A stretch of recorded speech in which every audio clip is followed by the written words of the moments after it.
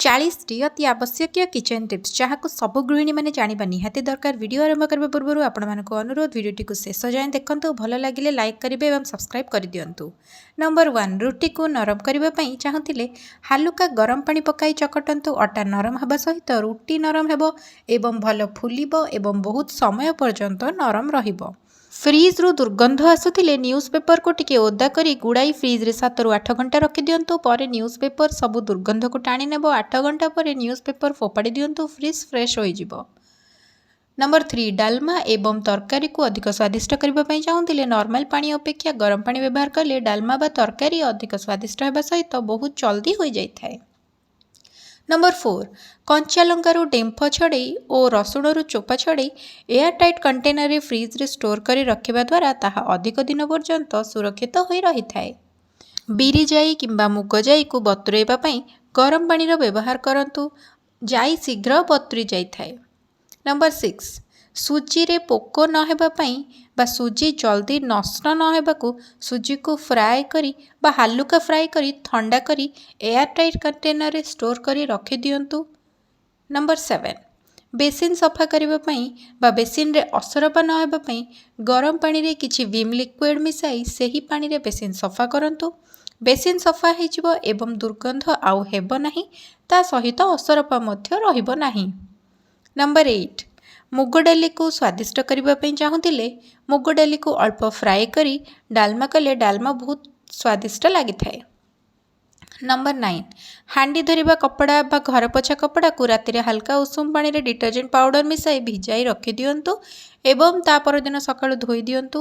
କପଡ଼ା ପୁରା ସଫା ଓ ସତେଜ ହୋଇଯିବ। ନମ୍ବର 10, ପ୍ରେସର କୁକରରୁ ପାଣି ନ ବାହାରିବା ପାଇଁ ଡାଲି ବସାଇ ତା ଉପରେ 3 ଡ୍ରପ୍ ତେଲ ପକାନ୍ତୁ ଏବଂ ହୁଇସିଲରେ ମଧ୍ୟ 2 ଡ୍ରପ୍ ତେଲ ପକାନ୍ତୁ। ଏପରି କରିବା ଦ୍ୱାରା ପ୍ରେସର କୁକରରୁ ଆଉ ପାଣି ବାହାରିବ ନାହିଁ। ନମ୍ବର 11, ଶାଗକୁ ଅଧିକ ଦିନ ସୁରକ୍ଷିତ ରଖିବା ପାଇଁ ପ୍ରଥମେ ଶାଗକୁ ନ୍ୟୁଜ୍ ପେପରରେ ଗୁଡ଼ାଇ ପଲିଥିନରେ ରଖିଦିଅନ୍ତୁ। ଶାଗ ସେମିତି 4ରୁ 5 ଦିନ ସତେଜ ହୋଇ ରହିବ। ନମ୍ବର 12, ଜିରାକୁ ଅଧିକ ଦିନ ସୁରକ୍ଷିତ ରଖିବା ପାଇଁ 5ରୁ 6ଟି ଲବଙ୍ଗ ଜିରା ଡବାରେ ପକାଇ ଦିଅନ୍ତୁ। ଏମିତି କରିବା ଦ୍ୱାରା ଜିରା ଅଧିକ ଦିନ ପର୍ଯ୍ୟନ୍ତ ସୁରକ୍ଷିତ ହୋଇ ରହିବ। ନମ୍ବର 13, ଯଦି ତରକାରୀରେ ଅଧିକ ଲୁଣ ହୋଇଯାଏ ତେବେ ତରକାରୀରେ ଅଳ୍ପ ଅଟା ଗୁଳା ପକାଇ ଦିଅନ୍ତୁ ଏବଂ କିଛି ସମୟ ପରେ ବାହାର କରିଦିଅନ୍ତୁ। ଅଟା ଗୁଳା ସବୁ ଲୁଣ ଭିଡ଼ିଦେବ। ଅନ୍ୟ ଗୋଟିଏ ଉପାୟ ହେଉଛି ତରକାରୀରେ ସିଝା ଆଳୁ ପକାଇ ଦିଅନ୍ତୁ। ତରକାରୀ ଆଉ ଲୁଣିଆ ଲାଗିବ ନାହିଁ। ନମ୍ବର 14, ଯଦି କ୍ଷୀର ଗରମ କରିବା ସମୟରେ କ୍ଷୀର ଉତରିକି ବାହାରକୁ ଆସିଯାଉଛି ତେବେ କ୍ଷୀର ପାତ୍ର ଉପରେ ଏକ କାଠ ଚାମଚ କିମ୍ବା ଡଙ୍କି ରଖିଦିଅନ୍ତୁ। କ୍ଷୀର ଆଉ ଉତରିବ ନାହିଁ। ନମ୍ବର 15, ପୁରୀ ନରମ କରିବାକୁ ଚାହୁଁଥିଲେ ଅଟା ଚକଟିବା ସମୟରେ ସେଥିରେ 1 ଚାମଚ ସୁଜି ଏବଂ 1 ଚାମଚ ଚାଉଳ ଗୁଣ୍ଡ ମିଶାଇ ଚକଟିଲେ ପୁରୀ ପୁରା ନରମ ହେବ। ନମ୍ବର 16, ରୁଟି କରିସାରିବା ପରେ ଅଧିକ ସମୟ ନରମ ରହିବା ପାଇଁ ରୁଟି ଉପରେ କିଛି ଖଣ୍ଡ ଅଦା ରଖିଦିଅନ୍ତୁ। ରୁଟି ପୁରା ନରମ ହେଇକି ରହିବ ଏବଂ ଅଧିକ ସମୟ ନରମ ରହିବ।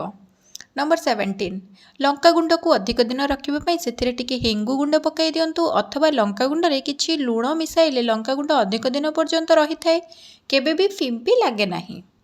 ନମ୍ବର 18, ଅଟା ଚକଟିବା ବେଳେ ସେଥିରେ ଅଳ୍ପ ଲୁଣ ଓ କ୍ଷୀର ମିଶାନ୍ତୁ। ଏହାଦ୍ୱାରା ରୁଟି ନରମ ହେବ। ଯଦି ଅଟାରେ ଅଳ୍ପ ଦହି ପକାଇ ରୁଟି କରନ୍ତି ତେବେ ରୁଟି ଅଧିକ ସ୍ୱାଦିଷ୍ଟ ଲାଗିଥାଏ। ନମ୍ବର 19, ଘରେ ଇଡଲି କରିବା ସମୟରେ ଆଣ ବା ସୋଦୁଅରେ ଅଳ୍ପ କ୍ଷୀର ମିଶାଇଲେ ଇଡଲି ନରମ ହେବା ସହିତ ଅଧିକ ସ୍ୱାଦିଷ୍ଟ ଲାଗିଥାଏ। ନମ୍ବର 20, ଅଣ୍ଡା ସିଝାଇଲା ବେଳେ ଯଦି ଅଣ୍ଡା ଫାଟି ଯାଉଛି ତେବେ ସେଥିରେ ଅଳ୍ପ ଲୁଣ ପକାଇ ଦିଅନ୍ତୁ। ଅଣ୍ଡା ଆଉ ଫାଟିବ ନାହିଁ। ନମ୍ବର 21, ସୁଜି ଇଡଲି ବନେଇବା ପାଇଁ ଚାଉଳ ଓ ବିରି ସହିତ ଅଳ୍ପ ମେଥି ଦାନା ଭିଜେଇ ଦିଅନ୍ତୁ। ଦେଖିବେ ଇଡଲି ପୁରା ସଫ୍ଟ ହେବ। ନମ୍ବର 22, ସବୁଜ ପନିପରିବା ରୋଷେଇ କଲା ସମୟରେ କେବେ ବି ଖାଇବା ସୋଡ଼ା ପକାନ୍ତୁ ନାହିଁ। ଏଥିରେ ଥିବା ଭିଟାମିନ୍ସ ଓ ମିନେରାଲ୍ସ ନଷ୍ଟ ହୋଇଯାଇଥାଏ। ନମ୍ବର 23, ଦୋସା ବନେଇବା ପୂର୍ବରୁ ତାୱାରେ ବାଇଗଣ କିମ୍ବା ପିଆଜ ଟୁକୁଡ଼ାକୁ ତେଲରେ ବୁଡ଼େଇକି ଘଷିଲେ ତାୱାରେ ଦୋସା ଆଉ ଲାଗିନଥାଏ। ନମ୍ବର 24, ଆଚାର ଡବାରେ ରଖିବା ପୂର୍ବରୁ ସେଥିରେ ହେଙ୍ଗୁ ପାଉଡ଼ର ଲଗାଇଦେଲେ ଆଚାର ବହୁତ ଦିନ ଯାଏଁ ଭଲରେ ଥାଏ, ଆଦୌ ଖରାପ ହୋଇନଥାଏ।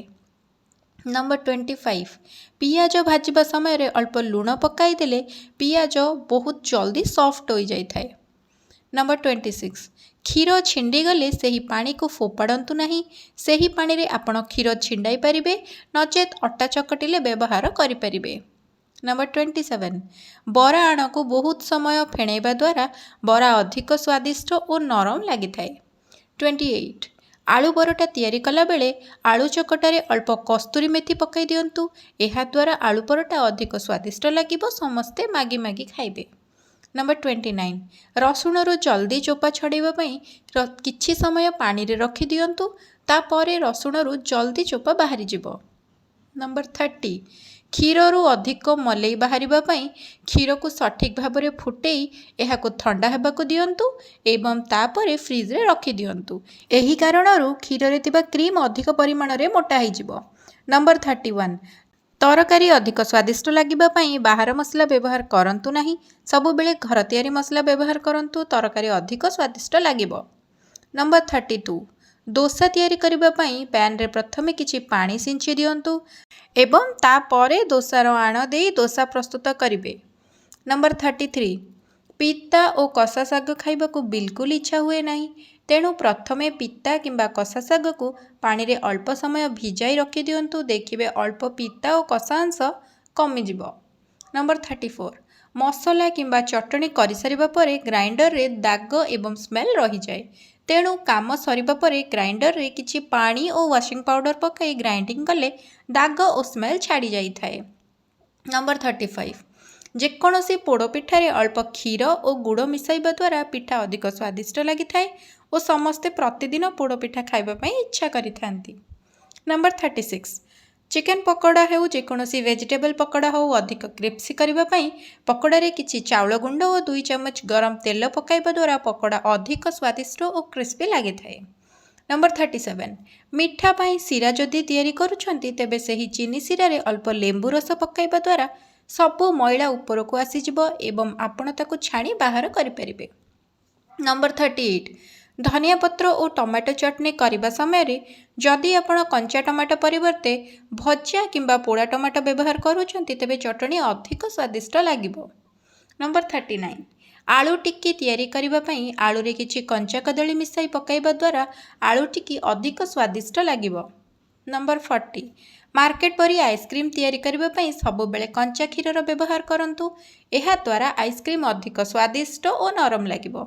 आशा करुछि मोर आज वीडियोटी आपण मानकु भल लागिथिबो। जदि मोर वीडियोटी आपण मानकु भल लागिछि वीडियोटी को लाइक करंतु एवं फ्रेंड्स फैमिली मेंबर्स का संगे वीडियोटी को शेयर करंतु एवं मो चैनल को सब्सक्राइब कर दियंतु।